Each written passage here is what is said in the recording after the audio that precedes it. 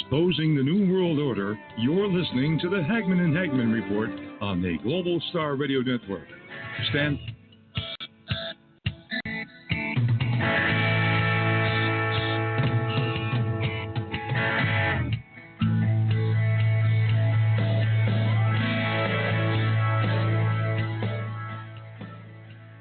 Rule by secrecy, Jim Marrs. Rise of the Fourth Reich, Jim Marrs. Crossfire, Jim Marrs. New York Times bestseller, best-selling author, and Our Occulted History. You know, folks, it's interesting when you read intellectual materials like written by an investigative journalist, Jim Marrs. It's interesting to see how much of history has been revised and hidden or occulted from us. And to know the backstory, to know that revised history, or to understand what has been revised, can give you some clarity about current events. And isn't that what we're looking for in terms of the geopolitics of today? Yeah, I think so. We're looking for some clarity. Now, we seek spiritual clarity through the Bible, through the Word of God. But as far as the geopolitical landscape, boy, that could be tricky. It's like a three-dimensional chess game. Who are the good guys? Who are the bad guys? Oh, it's always America that's good. Well, wait a second. There's a lot of stuff going on behind the scenes. Jim Marrs makes it pretty clear, breaking down some barriers and exposing what's really going on in his book, Our Occulted History, and even Rule by Secrecy, and many others, folks. Take your pick on Amazon.com. Jim Marrs, Marrs.com, who's been gracious enough to give us his time this evening in this broadcast, 3 hours. That's an incredible gift of time, and show your support, obviously, by investigating further his. This holiday, switch to Cricket Wireless and get a free LG Fortune with no annual contract. Switch to Cricket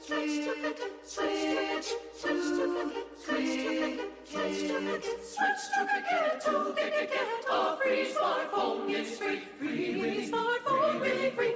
Cricket Wireless, something to smile about. Requires number ported and service activation. Minimum $30 per month. First month service charge and in-store activation fee up to $25 due at sale. Tax and restrictions apply. One-time fees may apply. See store for details. Books and visiting his website. I just thank you, Jim, for being so gracious to appear on our program. You really you're a legend among within the news community. I mean, you're a legend. You really are. And I don't want to seem like I'm seem like this is false flattery, but I've had so many people who said, "Man, I can't wait till he comes on to hear what he's got to say about this and that." And so here you are. Well, there's so many places we can go, and thank you so much for that. And again, let me give my caveat as usual. Listen, folks, don't believe a word I say, okay? I'm not a politician, okay? And I'm not trying to tell you that, I'm God ordained or anything else. I'm just an old Texas journalist, but I'm not stupid, and I've had a good education back in the days of the old republic, and I've traveled around the world, and I know a lot of things. And so just listen. If I make sense, great. If you don't want to believe me, that's okay too. But just go check out what I've been telling you and see if that doesn't prove out. Now what we have to start worrying about is because I just mentioned before the break how that they are trying to push us into this new world order, this global socialist type system. And keep in mind, socialism runs both ways. The communists were an extreme form of socialist. Well, the Nazis hated the communists.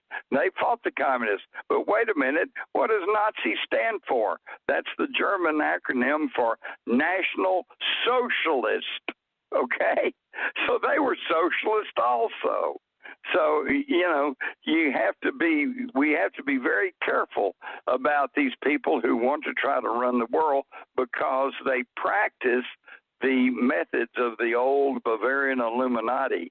And one of their basic precepts was the end justifies the means.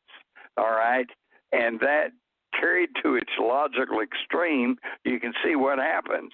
They said, well, we want to rid Germany of certain undesirable people, so we'll just kill them. All right? The end does not always justify the means, and yet that is one of the basic philosophies behind socialism, and that's why we have to be very careful, because we have people who will say anything, practice anything, act like anything, promise anything, profess to be anything, and they're lying. Okay? It's really incredible, and of course it creates a great problem for all of us, and particularly Christians who are trying to live a Christian life. And we try to be honest, and we try to be open and above board with people.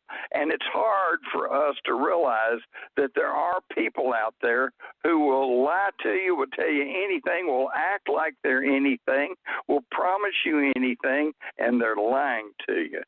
And now, now for the good news. The good news is I think the New World Order people are on the run. They are scared, and I see it all around me. Britain voted to get out of the European Union, kicking the teeth to the New World Order. They didn't expect that. They didn't know that was going to happen. They figured they'd have Cameron and all of their mouthpieces say, well, we don't want that, and people would go along with them, but they didn't. The people rebelled. They said, we're tired of this nonsense. Okay, look at what's happening here in our own political scene. We've got the right wing heading towards Trump. We've got the left wing. I was in California several times this summer, and I've always considered California, a bastion of liberalism. And I thought, well, I'm going to go out there and I'm going to have to come in contact with all these Hillary supporters. No, everybody I didn't find, I don't even think one person had anything good to say about Hillary Clinton. They wanted Bernie Sanders. Okay? So see, even in our own political system, they are jumping from the establishment, from the old ways of doing things, and they're trying to find new ways of bringing true peace and democracy to our country. Now, that's the good news. The bad news is this puts the New World Order on the run. And I'm telling you, they're going to be just like a cornered wild animal. When they feel like that their little providence and their money and their prestige and their power is in danger, they are going to fight back, and it's going to be ugly. And one of the ways they might fight back is by concocting another gigantic false flag. And this time it won't be terrorist from the Middle East or from Asia or somewhere. This time it very easily could be threats of an invasion from space. And if you think that's now, back in the 50s when we saw the old movie War of the Worlds, and everybody thought, well, that's cool, but nobody gave a second thought as to that might be really possible. But today, considering the technology, the secretive inner groups of the New World Order have at their disposal, such as holograms, go on YouTube and look up Elvis Presley with Dion, I believe. Oh, I saw and that. They had them doing a duet on stage for a TV program, and I swear it looks like there they are. Here's Dion, and here's Elvis, and he was a hologram. I saw that. They have this type of technology. So just think what would happen if all of a sudden there's a figure in the sky, and it says, I'm the Lord Enlil, and I've come back to take over. I mean, think what kind of havoc that could wreak. And don't think that everything that we have space brothers are going to come save us, because for one thing, if there are people out there, I don't think they really care much about us. In fact, Stephen Hawking, in a recent interview, said, well, I'm quoting him, we only have to look at ourselves to see how intelligent life might develop into something we wouldn't want to meet. I imagine they may exist in massive ships, having used up all the resources from their home planet. Such advanced aliens would perhaps become nomads looking to conquer and colonize whatever planets they can reach. And then he pointed out, what happened when the Western civilization reached North America. It didn't turn out too well for the Native Americans. And interestingly enough, this isn't even a new thought. L. Ron Hubbard, who was a great science fiction writer, I read him back in the 50s and 60s.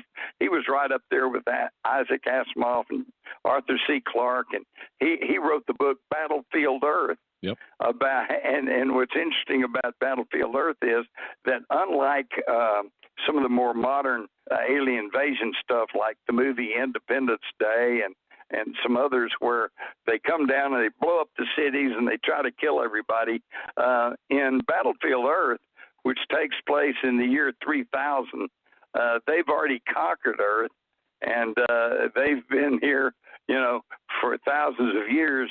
And it wasn't that they came to conquer anything. They just, it was the Intergalactic Mining Company that bought the concession to mine the planet Earth with money they borrowed from the intergalactic bankers, okay? There was nothing personal about it. And so they came down here and they were just strip mining the Earth, basically. And, oh, yeah, there were these pesky little humans that were kind of in the way. So they had to just, pretty much wipe them out. And here was a story, Battlefield Earth. Yep. It's 30 years old, and it's really telling us what could very easily happen to us right now today. Jim, and I think we need to be cognizant of this, and I think we have to be very careful when we are being told all this stuff. We're being told Russia wants to attack us. I'm sorry, the facts don't seem to bear that out. And we were told that, and so if we're told there's a threat from space, and if you'll remember, Ronald Reagan actually brought that up at the United Nations back in the 80s when he said maybe the countries of the world could band together if there was a threat from space. So now going back to Doug, to the questions that some of your listeners are asking about, why are they causing all this trouble and what are they doing? It goes back to Illuminati philosophy, which is the end justifies the means.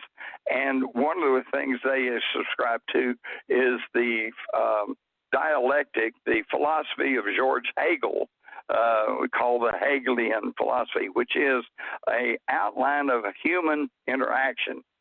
In other words, Doug, you want to go see one movie, and I don't want to see that movie. I want to see another movie. So we either coin or we talk it out or we arm wrestle or whatever, and we probably come up with movie number C that we can both agree to. All right, Hegel diagrammed this and called it thesis, antithesis, synthesis. All right, the thesis is you want to see movie A. The antithesis said, no, I don't want to see movie A, I want to see movie B. The synthesis is when we say, okay, well, we'll agree and we'll go see movie C. And now this in itself is just kind of an adequate diagram of human interaction. But what the New World Order people have figured out is why wait for a problem? Because synthesis, antithesis, and synthesis can also be said problem, reaction, solution. So, we see this all the time. Oh, there's a big problem. Well, we got to do this. Well, no, we can't do that, or, most people don't want that. So then they say, okay, we'll back down a little bit and we'll do this. I saw this in the wake of the Murrah Federal Building bombing in Oklahoma, okay? Problem. We've got terrorists that are trying to, blow up the country. Antithesis, reaction is, well, we will pass all these laws against militia. We'll ban all guns. We'll blah, blah, blah, and everybody's going, wait a minute. Then they reach synthesis, which is they don't quite get what they really wanted, but they still got